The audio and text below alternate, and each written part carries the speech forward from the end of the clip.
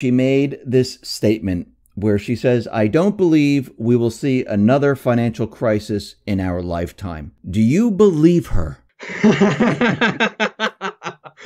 Oh my God, this has so much hubris. This is the typical arrogant bureaucrat central banker. Let's go back through history. This reminds me a lot of what Yale economist and Yale professor Irving Fisher said mere months before the October 1929 Black Tuesday stock market crash. Irving Fisher, for those of your listeners who are not familiar, said stocks have reached a permanently high plateau. And so, and other examples of this with hubris from either the intelligentsia, academia, or arrogant central bankers is go back on YouTube and watch the comments that Ben Bernanke, before he became chairman of the Federal Reserve, made 2005, 2006, 2007 about the real estate market and subprime. He says, to summarize some of his comments, he said the economy has extremely strong fundamentals, the economy is doing well to justify high real estate prices, and that subprime is contained, and that housing prices have never all gone down universally across the country all at once. And we all know what happened after that. We know how Alan Greenspan got out. He knew he had created the real estate bubble, and we knew that Alan Greenspan got out before the blame. So I'm thinking this on Janet Yellen's part. Not only did she didn't say her lifetime, Dave. And some people are thinking that she said her lifetime. I went back and read the comments. She said our lifetime, like the people in the audience, the person interviewing her who was much younger, she said our lifetime. So they think they've solved everything. I think Janet Yellen is one of three things. She's either crazy and delusional, she's lost all her marbles, she's either totally lying, or she's totally brainwashed and she believes all the Keynesian Kool-Aid that GDP is good, is doing well, inflation is extremely low with the CPI, and that unemployment is at record level lows, and that the economy is creating jobs. So it might be a combination of all three of those things. I do not think she is stupid. I have actually spoken with PhD Keynesian economists. I don't think they're stupid. I think they're book smart, and a lot of them have never worked a real job in their life. A lot of them have never even worked on Wall Street. They just have no semblance of reality. They believe all their Keynesian models, all the government numbers and economic statistics. They believe the economic fake news propaganda. Jim Chanos, who has one of the best long-term track records on Wall Street, he said that a lot of the economic data is fake economic data that's come out. So it's really interesting that, we have this. What Janet Yellen said with her comments, Dave, I saw her press conference a couple weeks ago after she announced the last quarter point interest rate increase.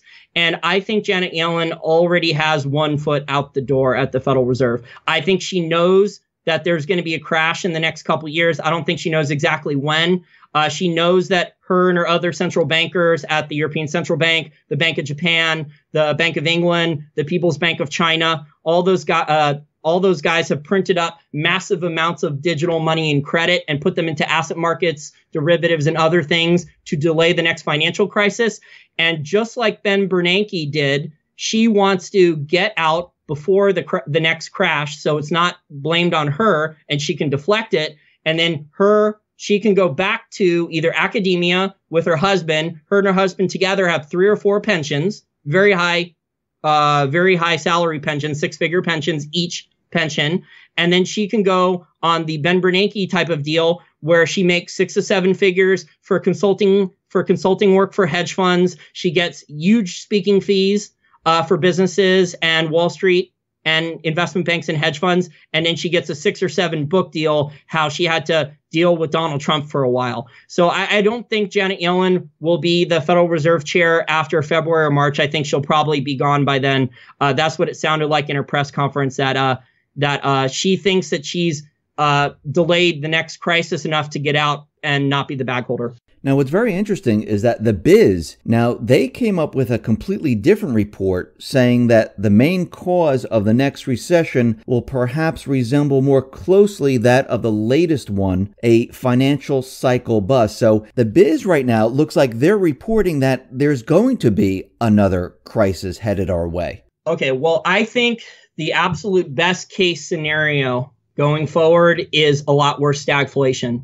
And if the central bankers, if they do more intervention, if they misread a bubble and they, blow something else up or take money away at the wrong time, it could be a lot worse than 2008.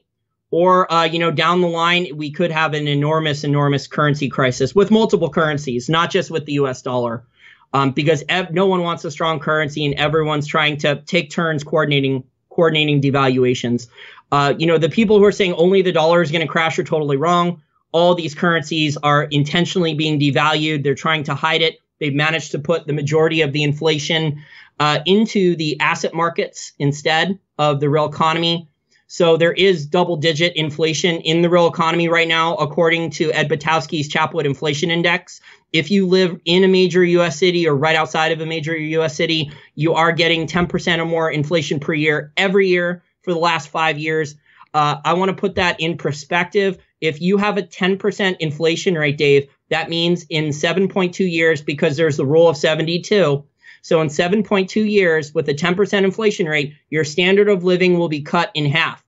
And the government statistics are not reflecting this. This is not reality what the government is reporting. The other thing I wanted to bring up with Janet Yellen saying no financial crisis is that I think it's really interesting how, the real economy is basically collapsing. We are seeing stagflation. There's record amounts of retail stores at closing. There's projected to be over 8,000 large chain U.S. retail stores closing by the end of 2017, this year alone. And that's, hundreds of thousands, if not more, jobs. And the funny thing, Dave, go back for your listeners who a lot of people don't like to research the past that much. But I think, if you use history in the past, you can predict the future. Go back and look at the articles and the videos of talking heads from the mainstream financial media, talking heads from Wall Street, talking heads from Federal Reserve governors, Ben Bernanke, people from the Bureau of Labor Statistics. After the 2008 financial crisis, they were touting how the economy was recovering, Dave, and they said almost all the new jobs the government was claiming, and all those people I mentioned, that almost all the new jobs that had been created were from restaurants and retail. Well, what's been happening in the last 12 to 18 months in restaurants and retail? They're collapsing. Right. They're collapsing. So no one's talking about this. They're just talking about the low unemployment rate. They're not talking about how all the jobs that were supposedly created, and they weren't really created. We know that the birth-death model actually created most of the fake jobs after 2008 financial crisis. Michael Snyder, I think, said that 93% of the jobs were fake from the birth-death model. They were assumed into existence. They were not actually reality jobs. And a lot of the jobs that were actually created are only part-time jobs, which were counted as full-time jobs. So I think, there's the thing about stagflation that makes it the worst of both worlds is that you don't have the wage growth inflation. So, during the 70s, when there was stagflation last time, people actually, their employers were somewhat generous and gave them some wage increases. And yes, you had to pay a higher mortgage, but your employers were aware because there was more honest inflation statistics. And so people actually got some wage increases from their employers. That's not going to happen this time. People are struggling on Main Street to find full-time jobs. A lot of people are trying to put together a living, with multiple part-time jobs or a full-time job and a couple part-time jobs just to pay their student loan debt and other things. So, I think the comments you made, though, about the biz, I think what that means, though, is that we're towards the very end of a credit cycle. So I think almost everyone on Wall Street, even people who are long stocks at this point, would acknowledge that the real economy is towards the very, very end of a credit cycle.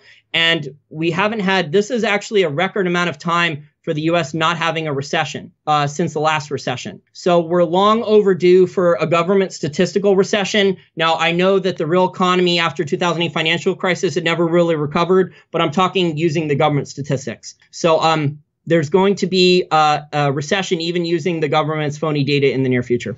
Jason, I just want to clear something up. When you say we're at the end of a credit cycle, what do you mean by that? And how does it affect people? Okay, so for a credit cycle, it's a boom and a bust with the Austrian cycle, but that's not the way people on Wall Street will talk about it. Normally what that means is the credit's going to start declining.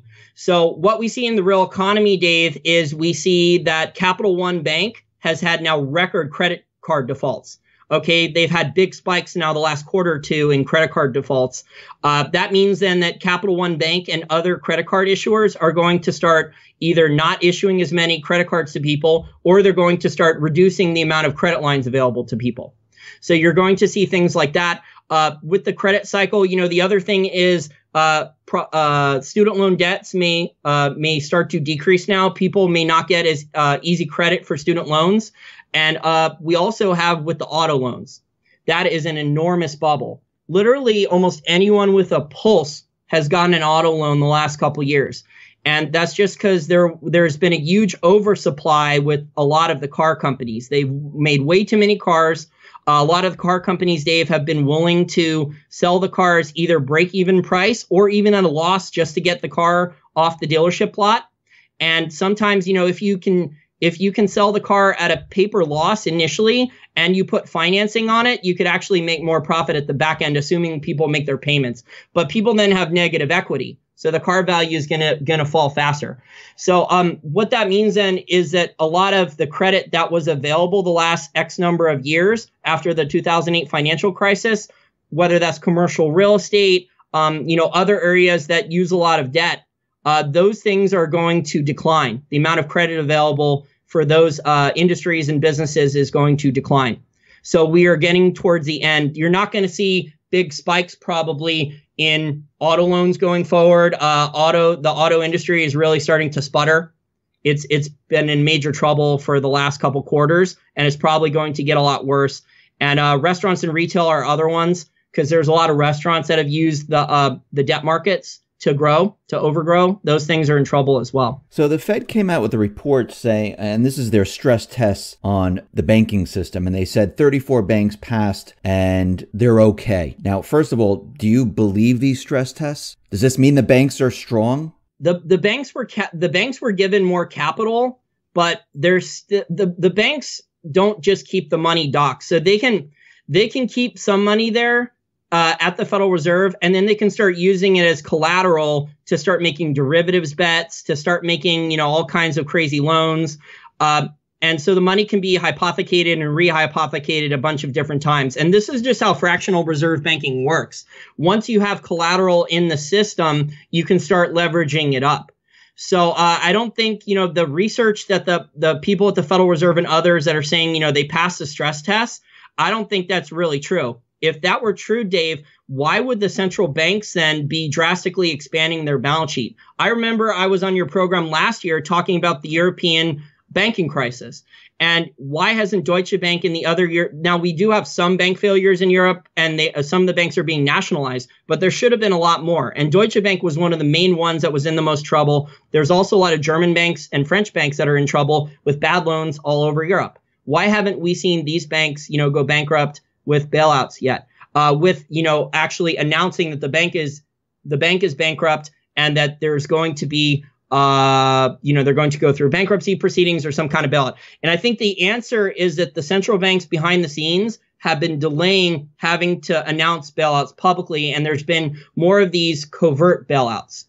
And so when you look at the balance sheets of the central banks, the European Central Bank, Dave, in the last couple of years, their balance sheet has exploded. It's actually larger now than the Federal Reserve stated balance sheet. The European Central Bank has 4.5 trillion in assets on their balance sheet.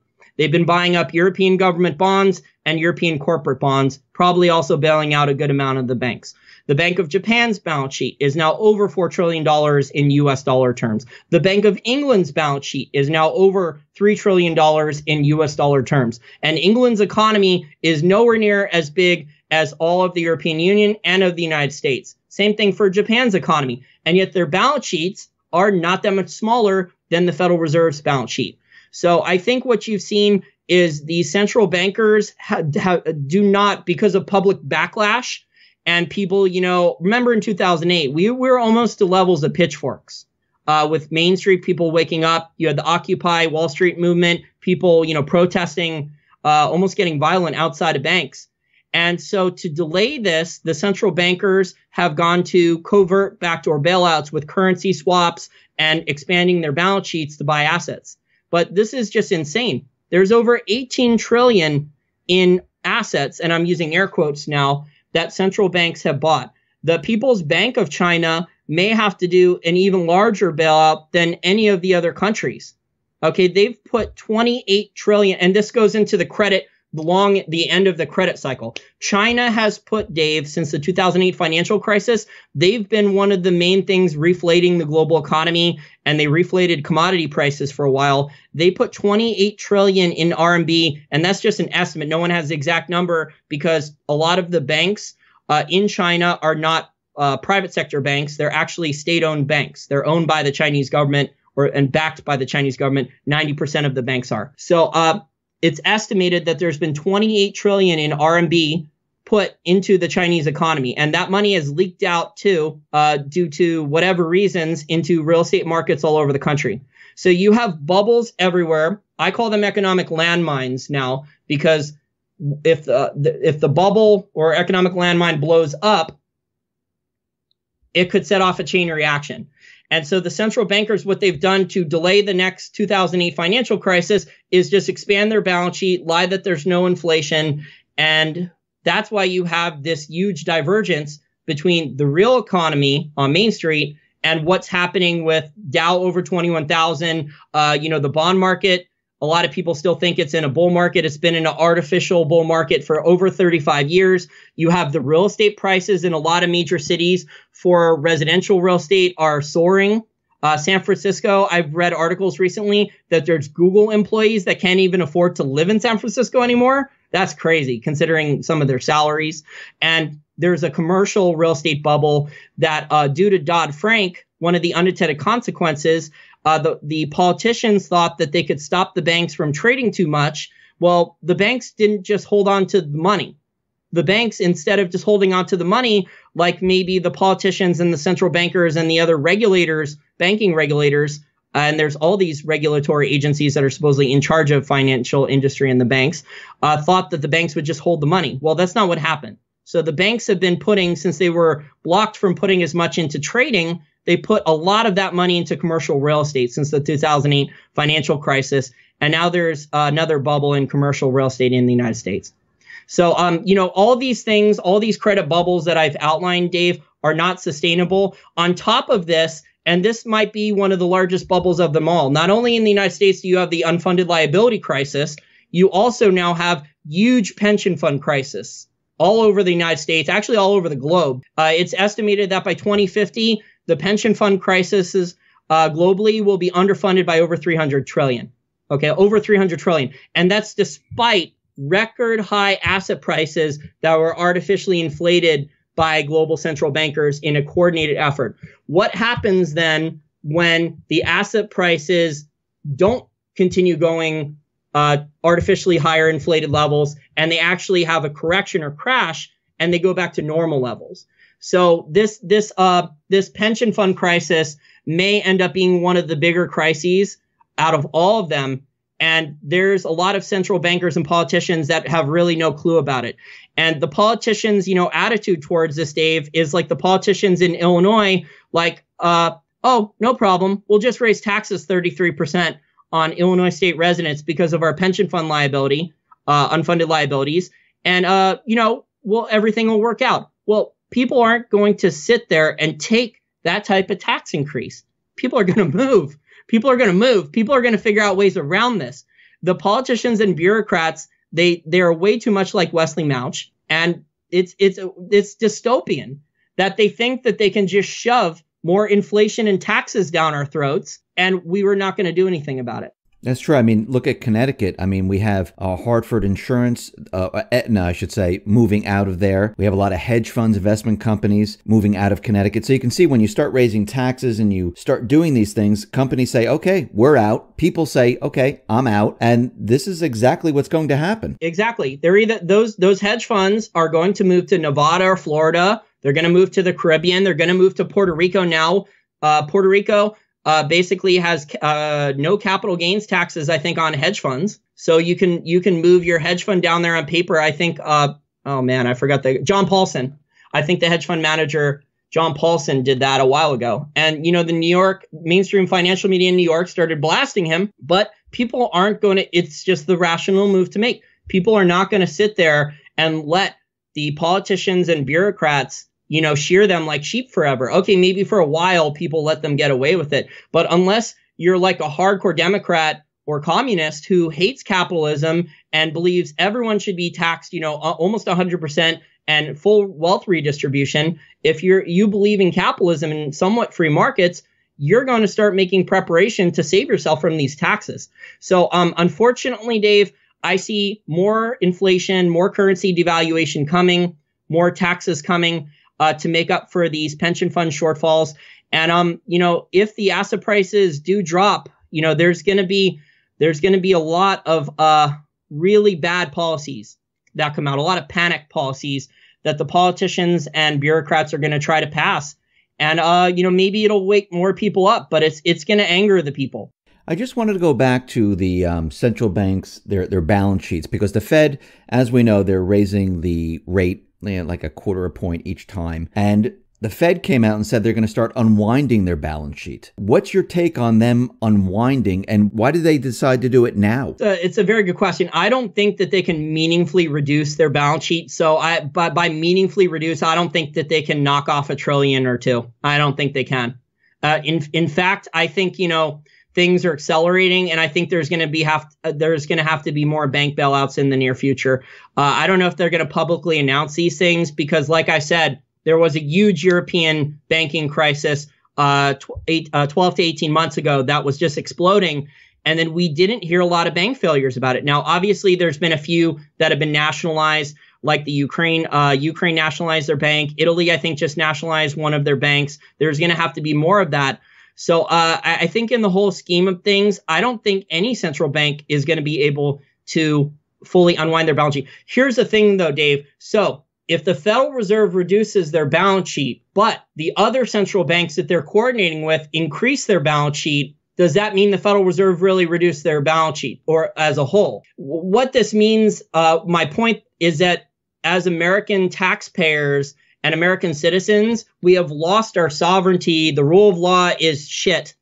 And we now have central bankers who think that they know what's best and are coordinating things behind the scenes that, okay, the U.S. is saying this song and dance, this propaganda to people that they're going to reduce their balance sheet. We're going to put on this kabuki theater in public to pretend that they're going to sell some assets. But here is the European Central Bank still expanding their balance sheet like crazy. Here's the Bank of England expanding their balance sheet. Here's Japan expanding their balance sheet. Here's China.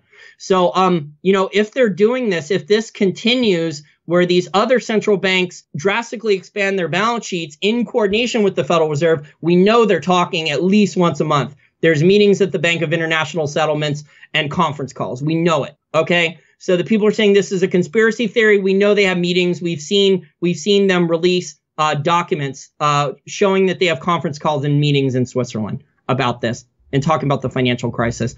So I think there's going to be rules changes. So if there is any reduction in the balance sheet, the Fed cannot really reduce their balance sheet. None of these central banks can.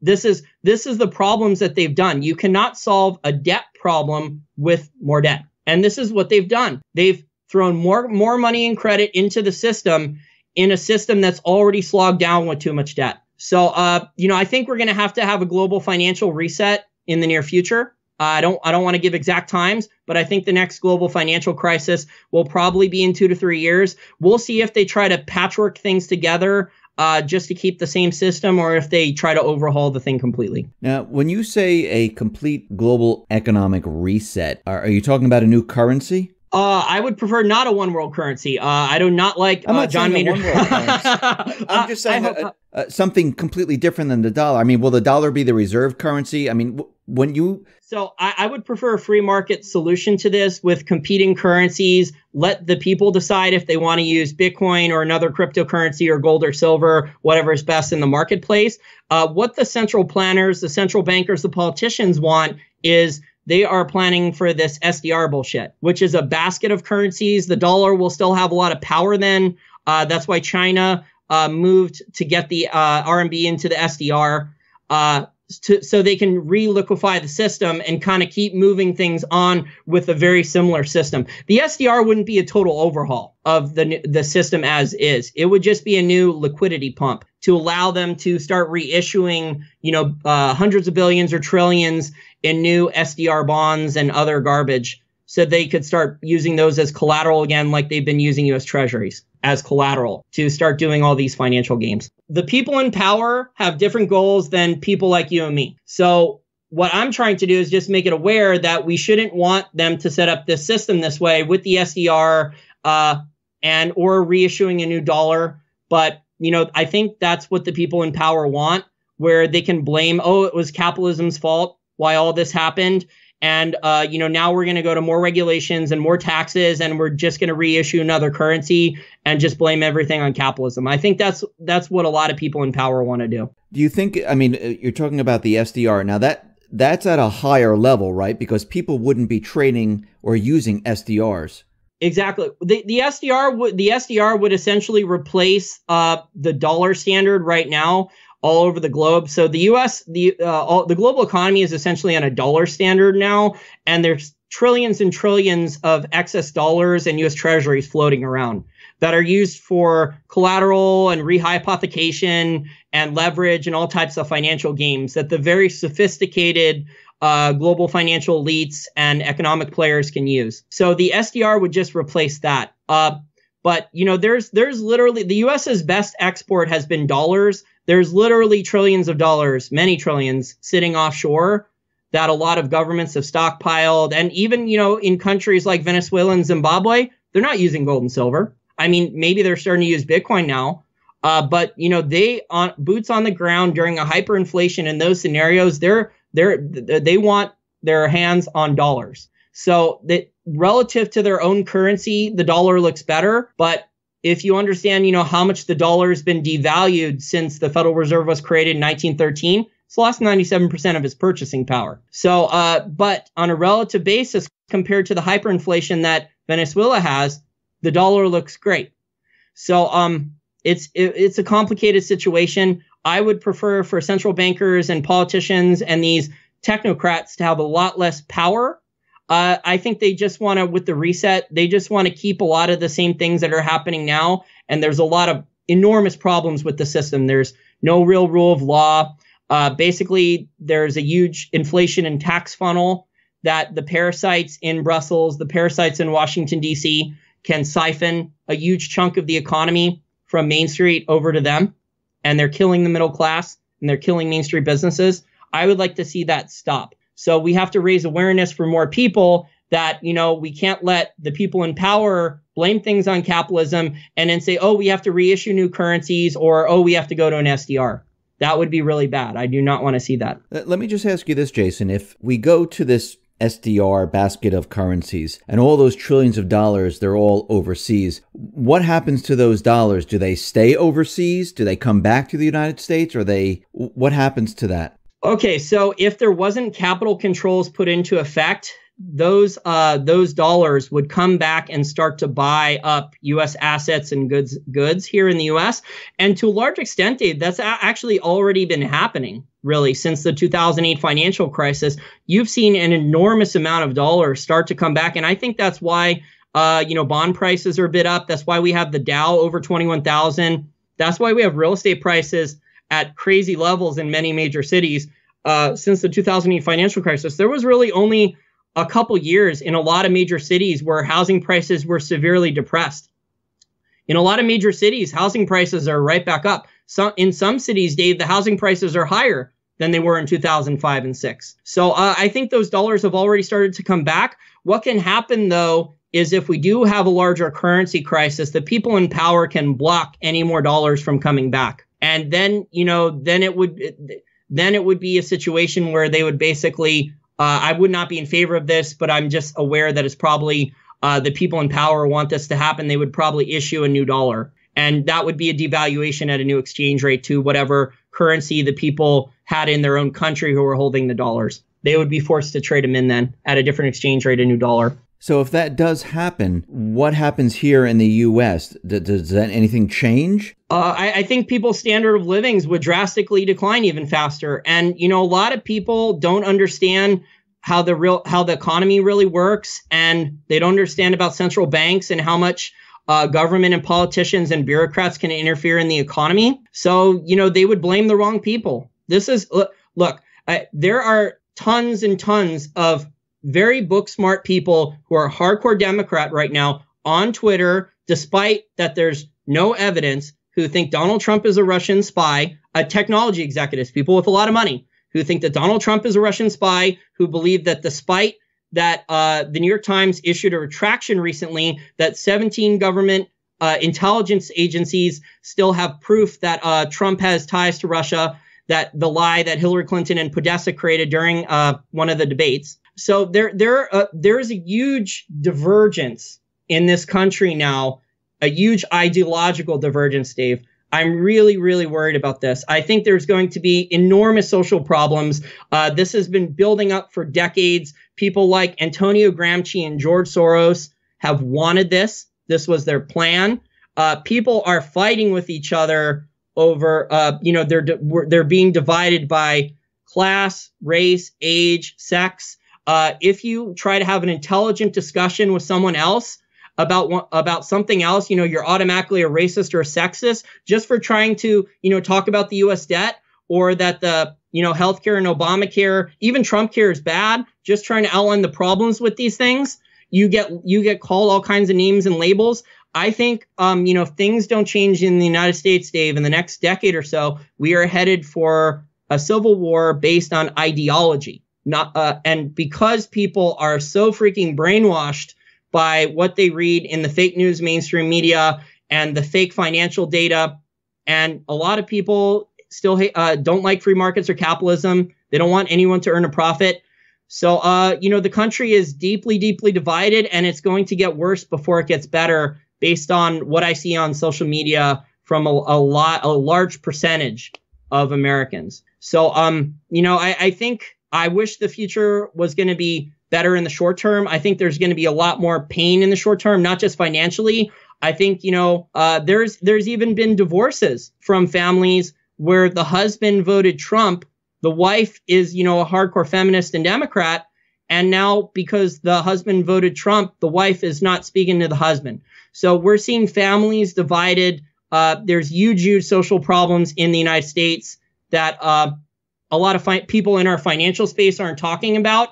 And because of these the problems are social and ideological, that's going to make any solution, then it's going to be very difficult to implement a free market solution, because there's a large percentage of the U.S. population, Dave, that believes that government is inherently good, that large government is good, government should be larger, government that believes that government tells the truth almost all the time, or doesn't think government lies to them.